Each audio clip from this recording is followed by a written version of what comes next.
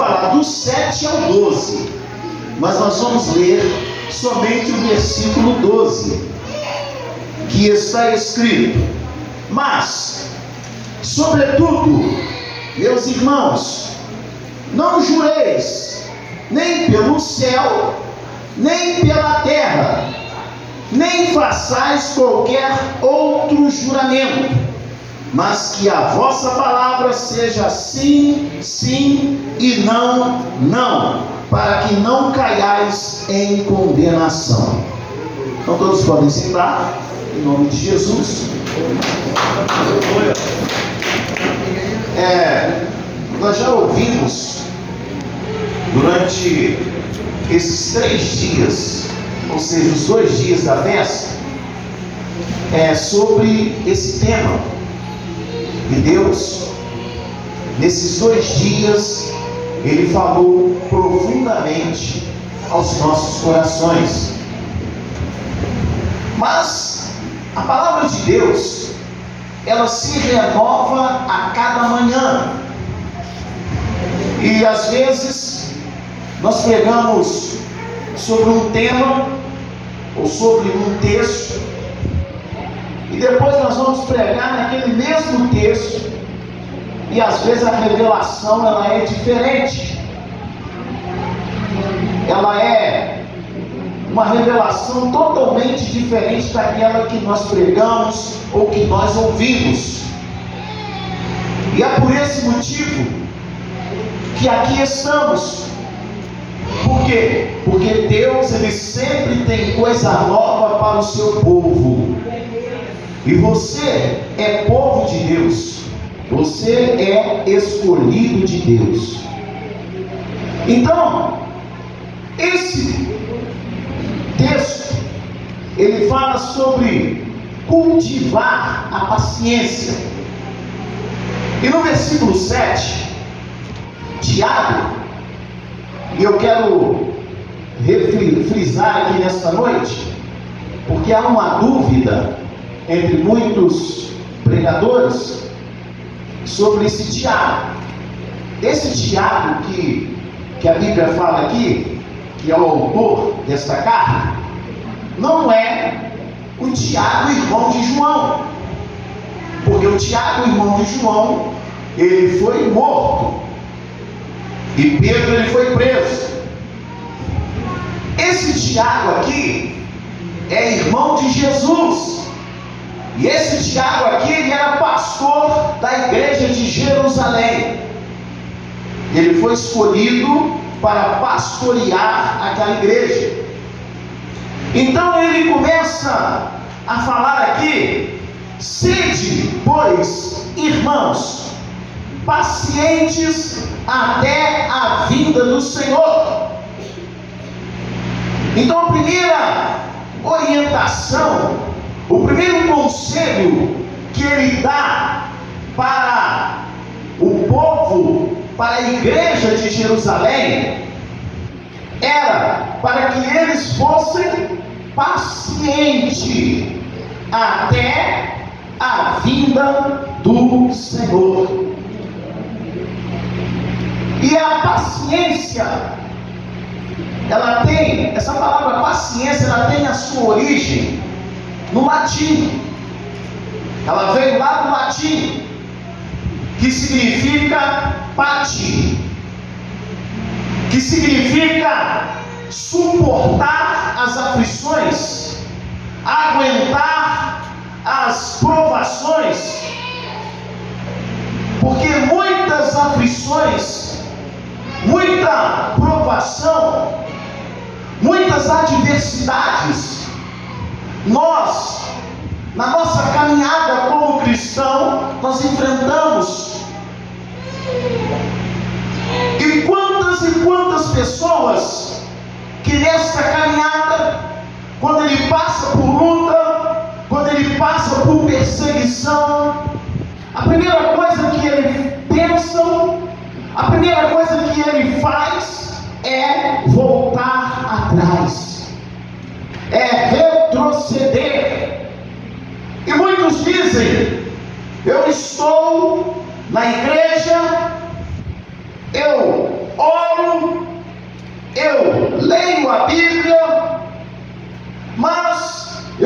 passando por isso, e não vejo que os meus problemas são solucionados. E às vezes eles acabam retrocedendo, às vezes eles acabam voltando atrás. E isso é muito perigoso, porque Jesus, Ele te escolheu, Ele te chamou, não é para você retroceder, é para você andar para frente, é para você olhar para Ele, que é o autor e consumador da nossa fé. Porque quando você olha para Jesus, você não vê defeito. Verdade, meu Deus. Se você for olhar para todos que vieram antes dele, e para todos que vieram depois dele, você vai ver defeito, porque o homem, ele é imperfeito, mas Jesus, ele é perfeito. Então, a paciência é um dos 7 Espíritos de Deus. Aí você me fala, mas o pastor está falando de 7 Espíritos de Deus. Por quê? Porque Adão, ele possuía o espírito de inocência. Aí você vai lá para Noé, ele possuía o espírito de justiça. Aí depois você vai lá para Jó, ele possuía o espírito de paciência. Aí você vai lá para Daniel, que foi lançado lá na cova dos leões. Daniel, ele possuía o espírito de sabedoria. Aí você vai lá para João Batista, que estava lá no deserto pregando o arrependimento. João Batista, ele possuía o espírito de testemunha. Aí você vai, vou voltar anterior, você vai para Elias. Você vê Elias pregando. Elias possuía o espírito de ousadia. Aí quando você vai para Jesus, ele possuía o espírito de santo. Mas Jesus, ele tinha todos esses espíritos, porque Jesus, ele foi o próprio Deus que nasceu do homem e viveu nessa terra e morreu para dar ao homem o direito da vida eterna.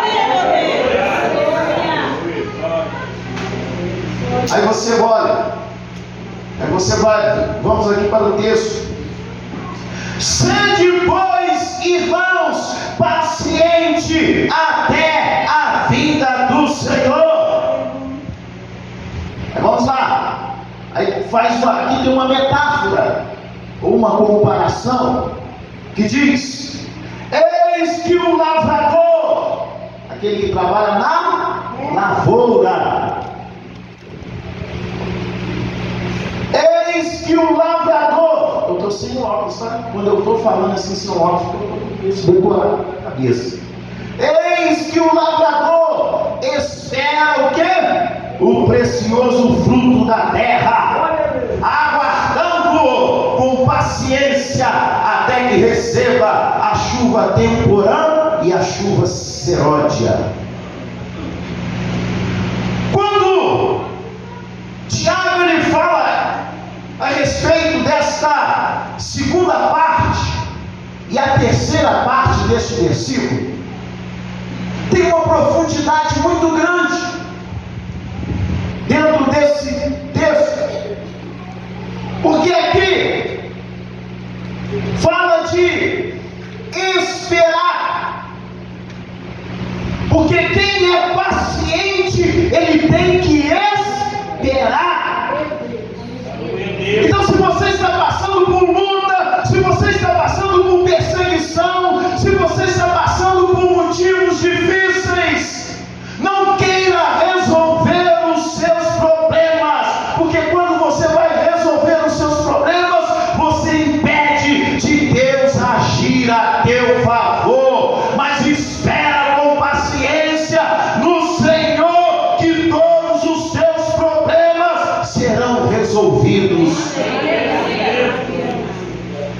Davi. Aí eu lembro de Davi. Lembro de Davi. Porque paciência no grego, já mudei, né? Paciência no grego significa sentimento. Bater, sentimento. Paciência no grego significa, essa eu notei aqui, macrotomia, que significa ter um espírito paciente. E Davi, ele tinha esse espírito paciente. Por quê? Porque Davi ele se encontrava numa situação difícil.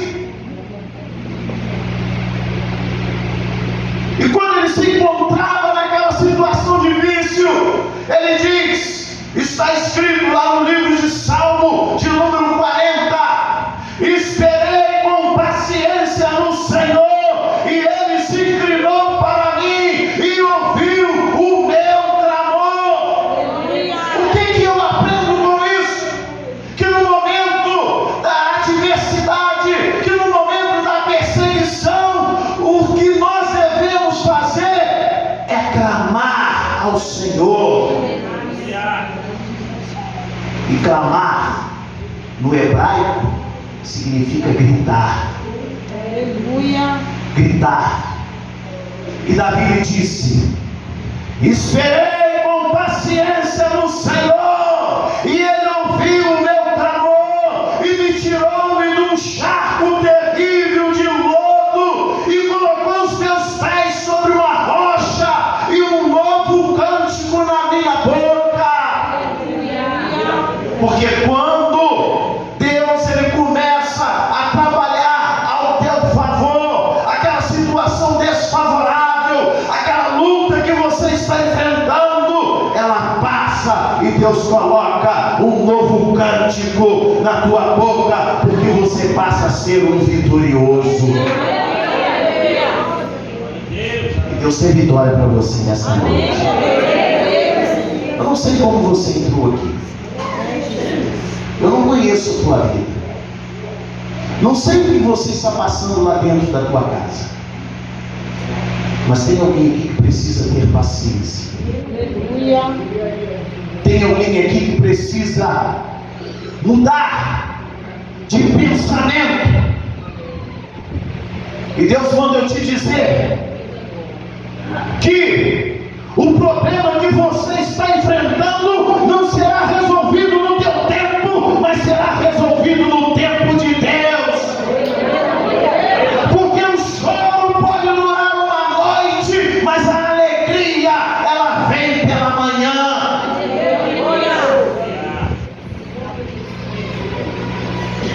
E aí, diz o texto aqui, até que receba a chuva, o quê? Temporã e seródia. Tem outra revelação aqui dentro dessa chuva, dessas duas chuvas. A chuva temporã na Palestina era a chuva do outono. A chuva seródia era a chuva da primavera. Mas a chuva temporã, ela é voltada para o Antigo Testamento, porque ela mostra o mover de Deus na vida dos profetas.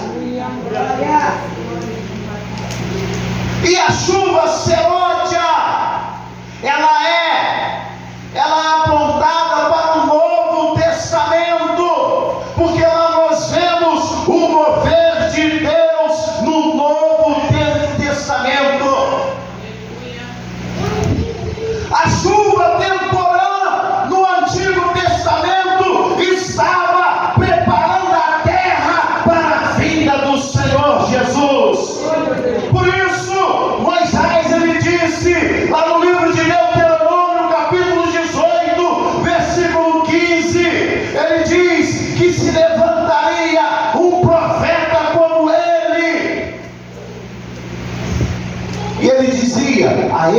profeta ouve. Chuva temporã.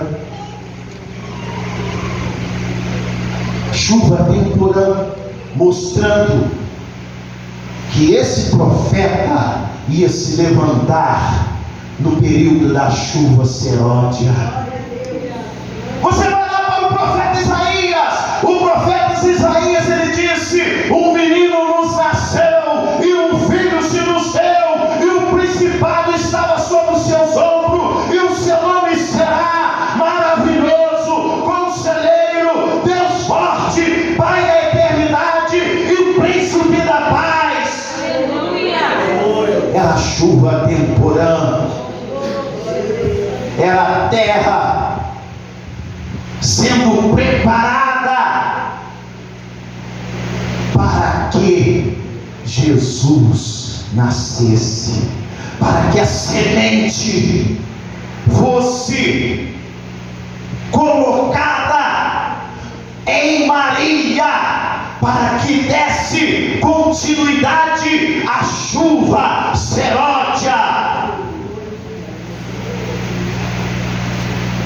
Por quê? Porque para a semente germinar, nós precisamos dessas duas chuvas: chuva temporã e chuva serôdia. Chuva serôdia. E aí, Jesus, ele nasce. Não vou aprofundar na história, porque a gente tem que ganhar tempo, né? Senão dá 10 horas da noite que eu estou pregando aqui ainda. Jesus, ele nasceu. Aos 12 anos de idade, Jesus estava no meio dos doutores da lei.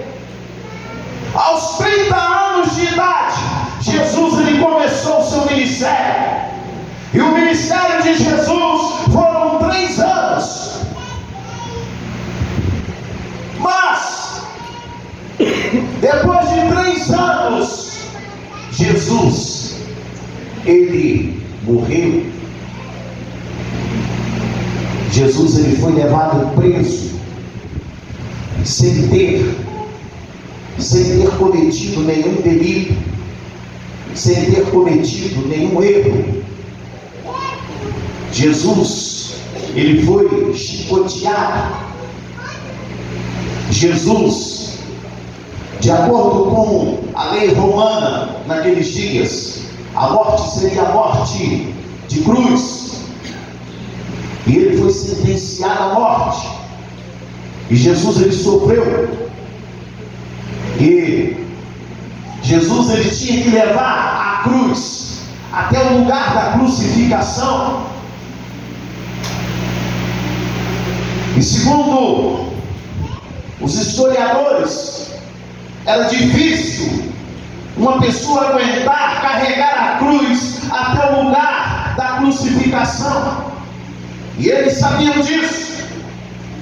E no meio daquele povo, eles escolheram um homem chamado Simão Cirineu para ajudar Jesus a carregar a cruz até o lugar da crucificação. E aí Jesus, ele foi. E quando Jesus estava lá, crucificado, com as mãos pregadas no madeiro, com os pés pregados no madeiro, teve um período que Jesus, ele pediu água para poder beber. Ele tinha sede.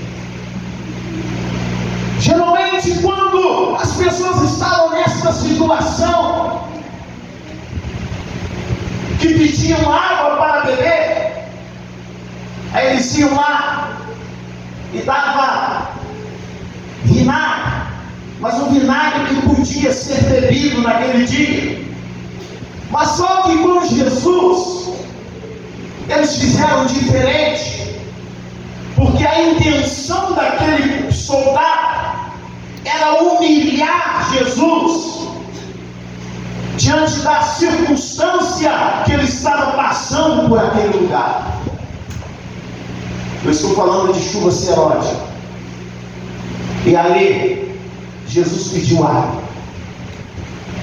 Naquele tempo, não tinha a tecnologia, a ciência que nós temos hoje.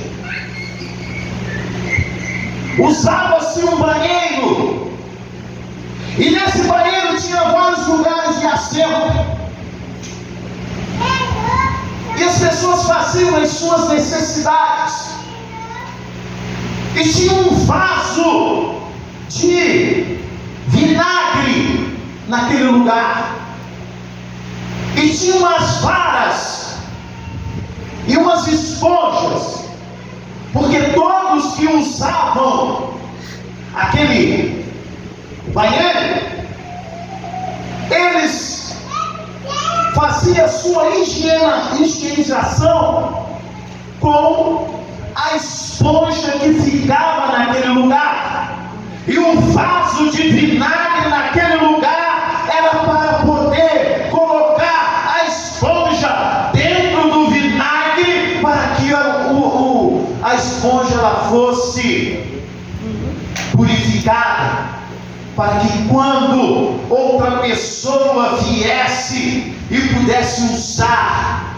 daquela mesma esponja que outro havia usado. Mas os soldados naqueles dias, eles queriam humilhar Jesus. Aí quando Jesus ele pediu água para poder beber, aí eles foram lá, pegaram aquela esponja, aonde muitos já havia feito higienização com aquela esponja, molhou naquele vinagre e deu aquela esponja com aquele vinagre para Jesus beber. E aí Jesus ele vai e bebe.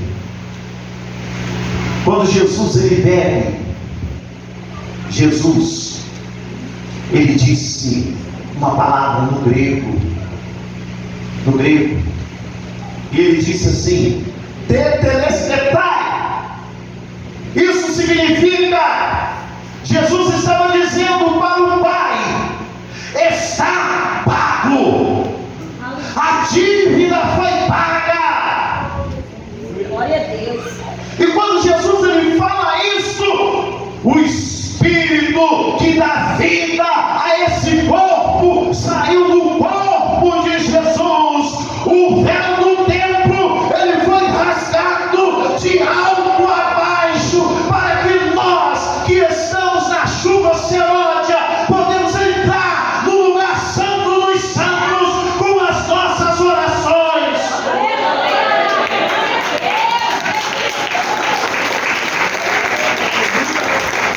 Porque no período da chuva temporã, somente o sumo sacerdote podia entrar no lugar santo dos santos.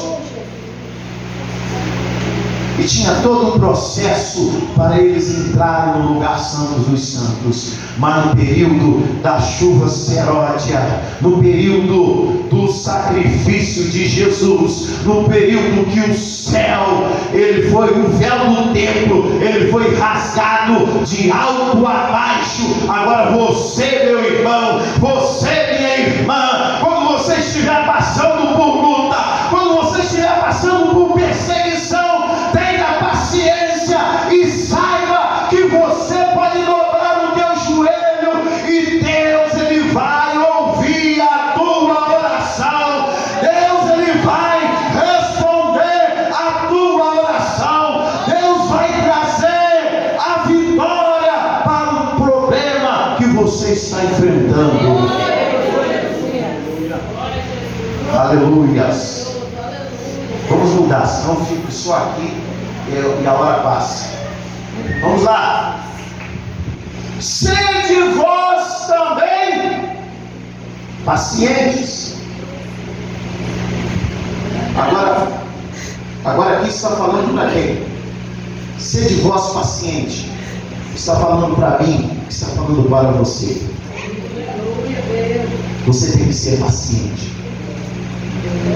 Às vezes a impaciência leva a pessoa ao erro. A pessoa não sabe esperar. A impaciência às vezes impede a pessoa de entrar no reino dos céus, porque ele toma atitudes erradas, ele retrocede. Muitas das vezes as pessoas querem as coisas para ontem, não é para hoje não, nem para ontem, mas tudo tem que ter paciência. Então, volto a dizer, sede vocês pacientes. Outra parte, fortalecei os vossos corações.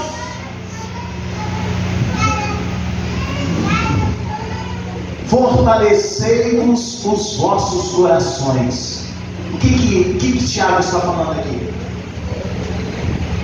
O que Deus está falando para você aqui nesta noite? Fortalecei os vossos corações. Deus está falando que o propósito e a fé de vocês sejam firmes e inabaláveis. Isso é fortalecer o coração. O propósito, a fé, ela tem que ser inabalável, porque sem fé é impossível agradar a Deus. Propósito.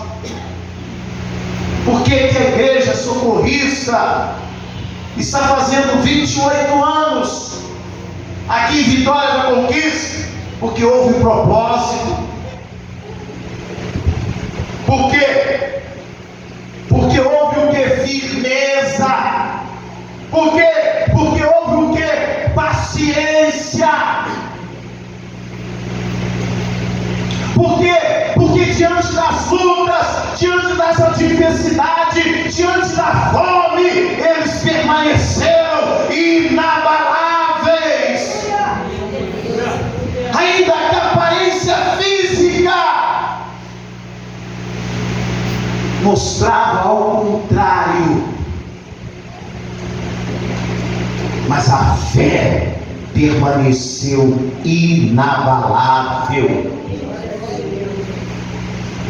Por que muitos começam numa faculdade e não terminam? Por quê? Porque não há firmeza, não há propósito. Por que muitos falam, esse ano eu vou ler a Bíblia toda, e não lê nenhum livro da Bíblia? Por quê? Porque não houve propósito, não houve firmeza.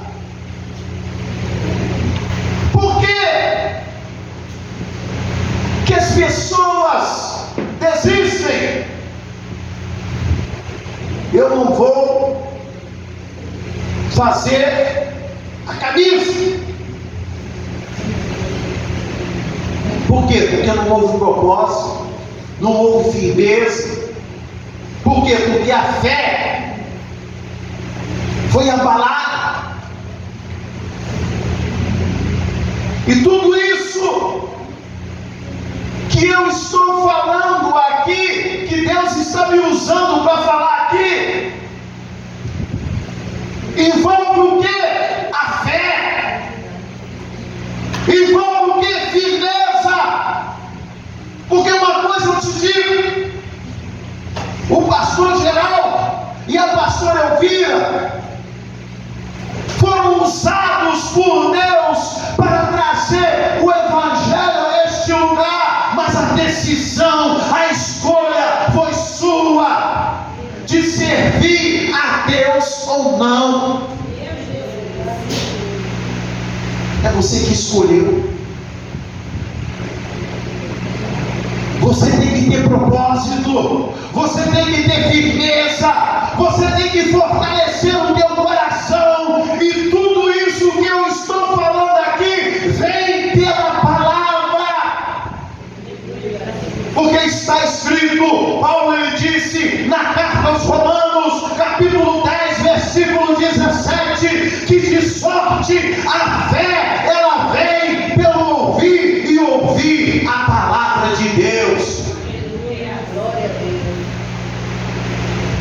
Fortaleça o teu coração.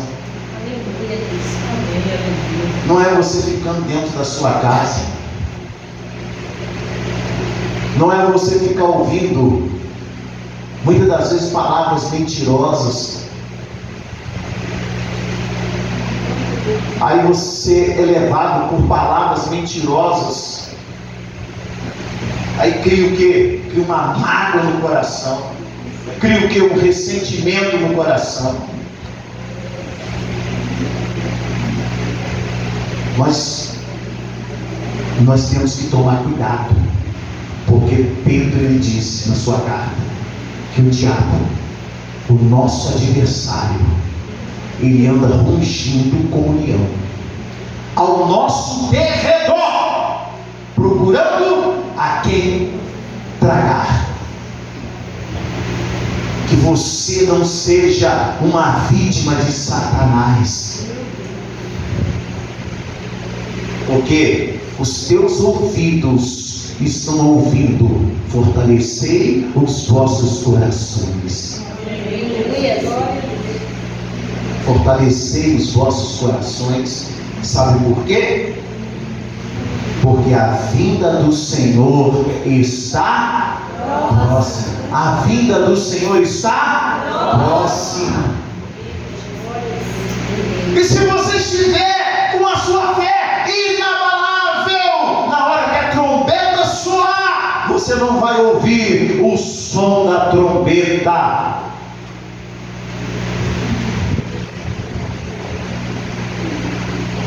Porque o que nós mais ouvimos na nossa caminhada como cristão, as pessoas dizerem: a pessoa está em adultério, vai morrer e vai para o inferno. A pessoa está vivendo uma vida de fornicação, vai morrer e vai para o inferno. A pessoa está vivendo uma vida de adultério, vai morrer e vai para o inferno.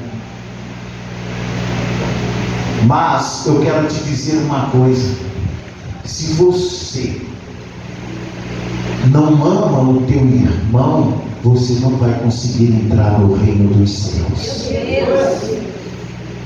Se você odeia o teu irmão, a Bíblia diz que você é homicida, e os homicidas não herdarão o reino dos céus.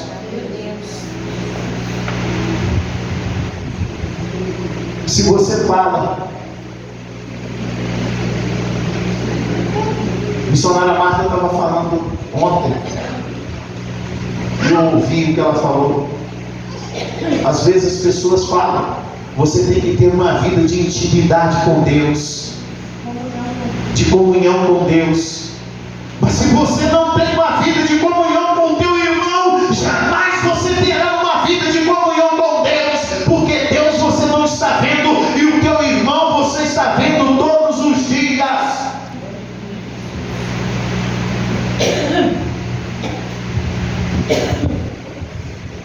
Teu irmão você está vendo todos os dias, você está convivendo com ele.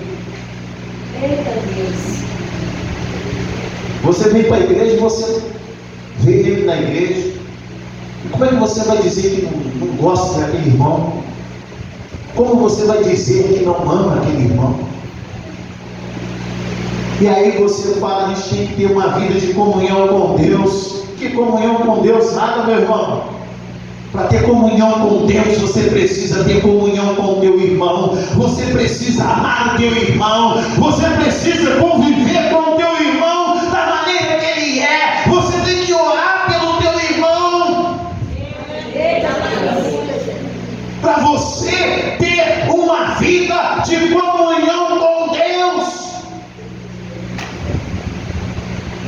Porque se você diz que tem uma vida de comunhão com Deus, e você está lá malhando o teu irmão, que comunhão é essa, meu irmão? Se você diz que tem uma vida de comunhão com Deus, e chega na tua casa, você está falando mal dos pastores, que comunhão é essa que você tem com Deus? Deus está longe. Deus está longe.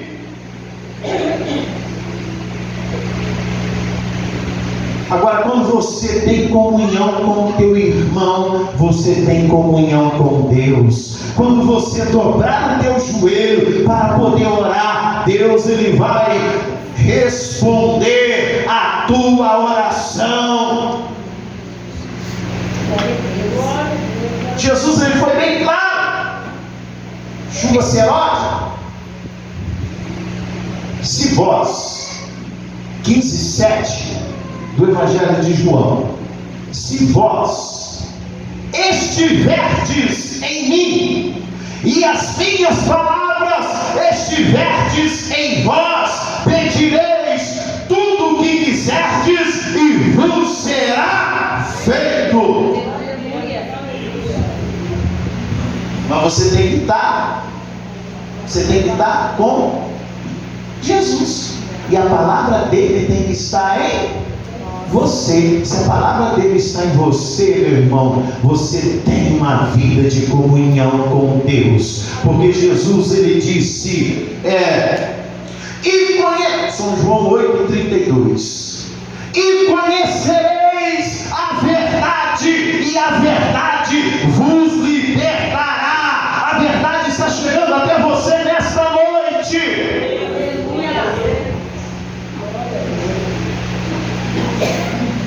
Vamos voltar para cá, que diz assim, vamos agora, a vida do Senhor está próxima. Está próxima. Eu não vou pregar escatologia bíblica aqui hoje não. Vamos lá. Irmãos, não vos queixeis uns contra os outros. Não vos queixeis contra os outros. Não vos queixeis. O que é queixar? Queixar é expressar descontentamento, é ressentimento, é mágoa, é lastimar-se. Isso é queixar-se, é lastimar, é estar com o coração magoado. E eu ainda dou um conselho ainda nessa noite. É melhor você chamar o teu irmão, conversa com ele, pede perdão a ele, mas não deixe que a mágoa ela permaneça no seu coração. Não deixe que o ressentimento ele fique no teu coração. Quantas mulheres às vezes é magoada com o marido? Não é pouca não, mas é muito. Esse marido não vale nada. Eu falando que eu vejo isso. Esse homem não vale nada. Esse homem tem me prejudicado a minha vida. Tem marido, tem mulher que fala isso do marido. E às vezes o camarada está lá, coitado, ralando de sol a sol para colocar o alimento dentro de casa e ainda não presta. Ainda não vale nada. Vou largar esse homem. Vou largar esse homem. E acaba largando mesmo. Larga. Agora, se largasse para ficar sozinho até o final da vida, glória a Deus. Mas às vezes larga e de repente está com outro lá. De repente começa a viver uma vida de adultério, uma vida de fornicação. E aquele que estava lá, aquele é o ruim, aquele não presta. Por quê? Porque fica queixando-se do homem. Por quê? Porque às vezes fica com lástima no coração. Nada está bom, tudo está ruim. Só que nós somos um povo diferente. Você é diferente. Você tem que entender que você é cidadão dos céus. Você tem que entender que você não tem aqui cidade permanente, mas você espera a futura. Amém, meu Deus. Aleluia. E assim sucessivamente. Tem homem que malha a mulher, irmãos. Malha a mulher. Essa mulher não vale nada, essa mulher é isso, essa mulher é aquilo. Às vezes a mulher está lavando a roupa dele, está passando a roupa dele, está fazendo a comida para ele ali na hora certinha. Se preocupa com o cara ainda malha a mulher ainda. Essa não presta, essa é assim, essa é assada. Começa a colocar um monte de defeito na mulher. Às vezes a mulher casou, fica um pouquinho gordinha. Como é que são? Meu Deus. Quando eu casei, ela tinha um corpo. Olha, misericórdia.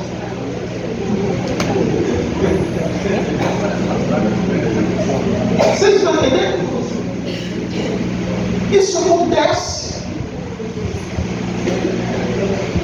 Porque a beleza exterior, ela é passageira. Paulo ele falou, ainda que o homem exterior se corrompe, o interior se renova a cada dia.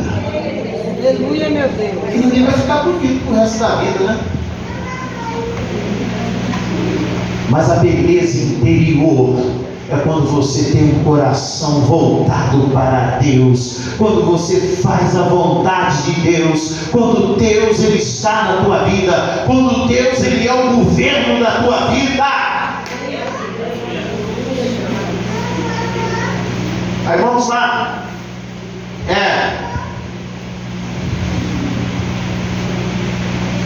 Então vamos lá. Irmãos, não vos queixeis. Já disse o que é queixar. Uns contra os outros. Aí vem a resposta. Porque quem queixa um do outro vai ser condenado. Vai ser condenado. Não é aqui, é o texto aqui que está falando. Aí fala, para quê? Olha a resposta aí dentro do próprio texto. Para que não sejais condenados. A resposta está aqui dentro do próprio texto. Está muito fácil. Para que não sejais condenados. Aí ainda dá um alerta aí. Uma alerta, uma advertência. Eis que o juiz está à porta. O juiz está à porta. Quem é esse juiz? Quem é esse juiz? É Jesus. Jesus agora, Jesus ele é o nosso advogado. Por isso que está escrito lá na primeira carta de João, capítulo 2, versículo 1: meus filhinhos, estas coisas vos escrevo, para que não pequeis, mas se porventura pecar, temos um advogado junto para com o Pai, Jesus Cristo, o justo. Graças a Deus que Ele é o meu advogado, graças a Deus que Ele é o teu advogado, mas um dia Ele será juiz, e a Bíblia diz, aqui mesmo Tiago diz, que o juízo de Deus será sem misericórdia.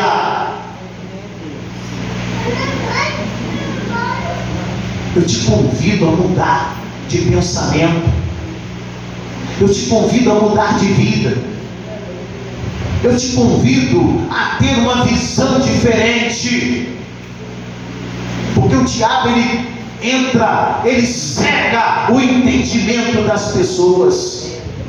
Paulo ele falou isso.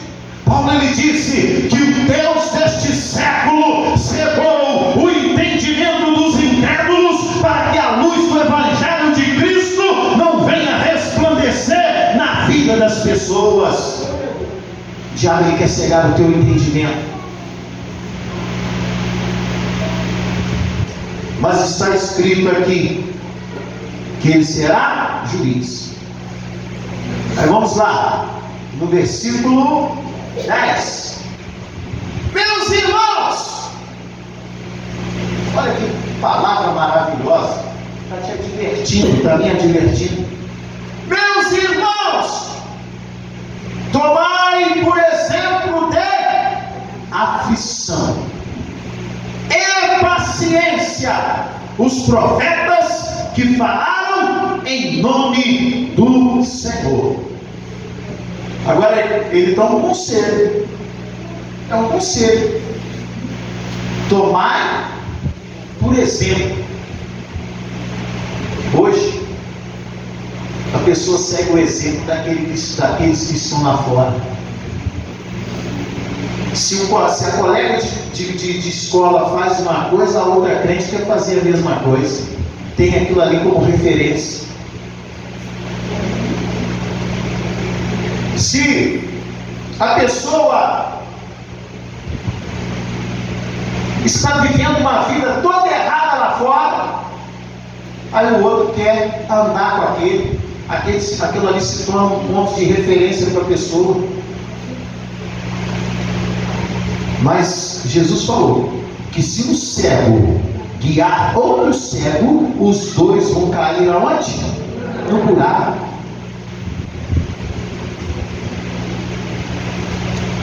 Paulo ele disse, lá na carta aos Gálatas, capítulo 5, vou falar só esse. Paulo ele disse assim, que a lascívia é obra da carne. Lascívia é obra da carne. E aí, o que é lascívia? O que é lascívia? Lascívia é traje indecente. Lascívia é traje indecente. Não estou falando de mim não, moço. Está lá, Gálatas capítulo 5. Que muitas das vezes hoje isso não é nem pregado nas igrejas. Nem pregado nas igrejas. Hoje as pessoas se perguntam que dia vai ser um culto de profecia lá? Que dia vai ser um culto de revelação lá? Aí eu falei para uma, o culto de revelação lá é todos os dias que tem culto, porque a maior profecia, a maior revelação é a palavra de Deus. Ela é imutável, ela não muda, ela permanece sempre a mesma. Os céus vêm, as gerações vêm e vai, mas a palavra de Deus permanece. Jesus ele falou que os céus e a terra poderão passar, mas as minhas palavras não há de passar. Essa não muda. Essa não muda. Entendeu? Aí o que acontece? Aí vai lá um crente. Aí lá está usando o traje indecente, porque é lascívia, está escrito na Bíblia. E aí o crente vai lá e está acompanhando aquela pessoa. Praticando o quê? A obra da carne. E se Jesus voltar nesse momento? E se Jesus voltar nesse momento? Será que essa pessoa que não está vivendo aquilo que a Bíblia diz, vai ao encontro de Jesus nos ares? Não. Então vamos lá. Aflição. Vamos falar de aflição.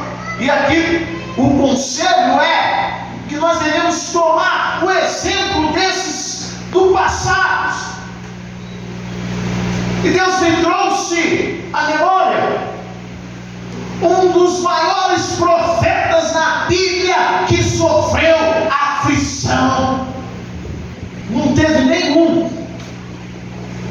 falando do Antigo Testamento, porque no Novo Testamento foi Jesus. Não teve nenhum no Antigo Testamento que sofreu igual o profeta Jeremias. Não teve nenhum no Antigo Testamento que sofreu igual o profeta Jeremias. O profeta Jeremias, ele sofreu tanto que ele desejou que nem houvesse nascido. Ele desejou que nem houvesse nascido, que ele tivesse sido morto, que a sua mãe ficasse ali velando o seu corpo de tanto sofrimento que ele passou. Por isso que ele é considerado na história de Israel e na nossa história chamado profeta chorão. Os reis se levantaram contra ele. Ele foi preso. Ele pregou contra os sacerdotes. Ele profetizou contra os sacerdotes que se corromperam. Ele profetizou contra os reinados. Os profetas falsos daquela época se levantou contra ele.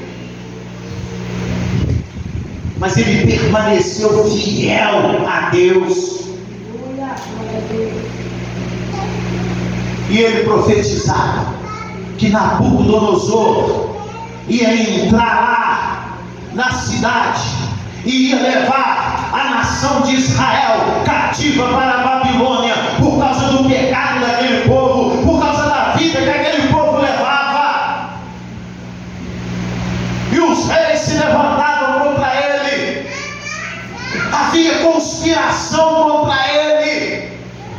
O sofrimento dele estava terrível, mas ele não saiu da presença do Todo-Poderoso. Ele foi paciente, ele esperou em Deus, ele tinha convicção no Deus que ele servia.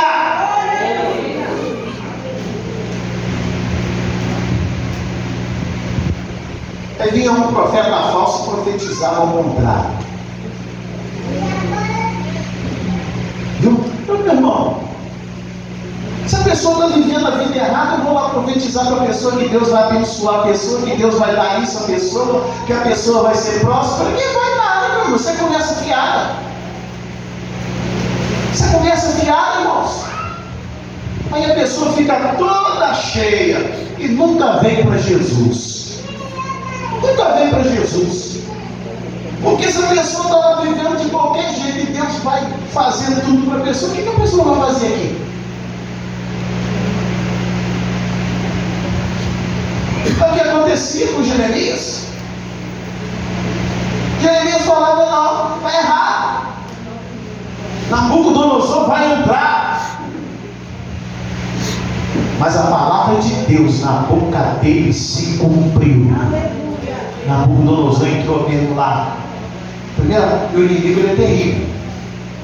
Primeira coisa que ele faz, ele pega o rei. E sabe o que ele faz com o rei? Fura os dois olhos do rei. Porque você, com os olhos furados, você não vê nada. Você não tem direção. Você não enxerga. Levou a família do rei toda presa. Você sabe quanto tempo o povo ficou cativo lá na Babilônia? 70 anos. E até Daniel, que eu disse aqui, que possuía o espírito de sabedoria, ele também foi levado cativo para a Babilônia. Mas só que ele servia a Deus, ele tinha convicção no Deus que ele servia. 70 anos para se cumprir a profecia do profeta Jeremias. Então ele passou por aflição. Aí nós vamos aqui, eu dei o exemplo, Jeremias. Agora vamos aqui. E paciência os profetas que falaram em nome do Senhor. Vamos para o 11. Eis que temos por bem-aventurados os que sofreram. Então, Tiago ele fala: nós temos por bem-aventurados, ou seja, mais do que felizes, aqueles que sofreram. Ué, mas sofrimento traz felicidade? Se você sofre por Cristo, pode ter certeza que vai trazer felicidade na tua vida, porque grande será o teu galardão no céu. Aí vamos lá. Vamos lá. Ouvistes qual foi a paciência de Jó, e viste o fim que o Senhor lhe deu, porque o Senhor é muito misericordioso e piedoso. Aí ele traz para o povo, e está Mateus já me falou da hora. Ele traz para o povo, já vou terminar, tá? Ele traz para o povo e traz para nós hoje, presente, o que Jó sofreu. E foi paciente. Jó era o homem mais rico do Oriente. Mais rico. Jó ele tinha de tudo. Nada faltava para Jó. Jó ele era respeitado na sua cidade. As pessoas se curvavam perante Jó, porque ele era respeitado. Ele era um homem temente a Deus. Ele era um homem íntegro. Era um homem perfeito, podemos dizer assim. E aí, a Bíblia diz que Deus, estou resumindo, tá? Resumindo, Deus falou para Satanás. Aí Satanás: observaste tu meu servo Jó? Aí Satanás falou: mas não tem como ele blasfemar, não tem como ele sair da posição que ele está, porque o Senhor tem cercado ele de bens. Aí Deus falou: não, você pode tocar em tudo dele, menos na vida dele. Olha como, presta atenção como o diabo ele faz desgraça na vida da pessoa. E às vezes a pessoa está com o entendimento fechado. E aí, ele foi lá, teve a permissão de Deus, vontade permissiva de Deus. Vontade permissiva de Deus. Aí ele foi lá, tocou lá nos animais, morreu todo mundo, só sobrava o quê? Para trazer o quê? Para dar a notícia do que havia acontecido. Os filhos estavam todos 10 lá na festa. A casa caiu, aconteceu lá, morreu todos os 10 filhos de Jó. Aí só sobrava um dos empregados para poder chegar, para levar a notícia. De repente, um homem que era rico, um homem que todo era respeitado pelo povo, estava agora na miséria. E só ficou a mulher dele. Ele e a mulher. Por fim, Satanás tocou até na saúde dele. E ele ficou, podemos dizer, leproso. E ele se coçava. A Bíblia diz que ele se coçava com os cacos. O corpo de Jó estava entrando em decomposição, ele vivo. Porque a lepra no passado, fazia com que as pessoas perdessem membros do corpo. E Jó naquele sofrimento. Agora você imagina o mau cheiro que Jó estava saindo do corpo de Jó. Aí a mulher vê ele naquele sofrimento, vê ele nessa luta. Aí a mulher chega diante de Jó e fala para Jó: Jó, amaldiçoa esse meu Deus e morra. Aí vem os amigos e começam a acusar Jó, falando que Jó estava naquela situação por causa do pecado. Falando que Jó estava naquela situação por causa do pecado. Tem muita gente que fala demais sem saber o que está falando. Porque Jó estava naquela situação porque o Todo-Poderoso, que é responsável, que dá vida ao homem, permitiu que ele estivesse. E aí a pessoa começa a falar demais.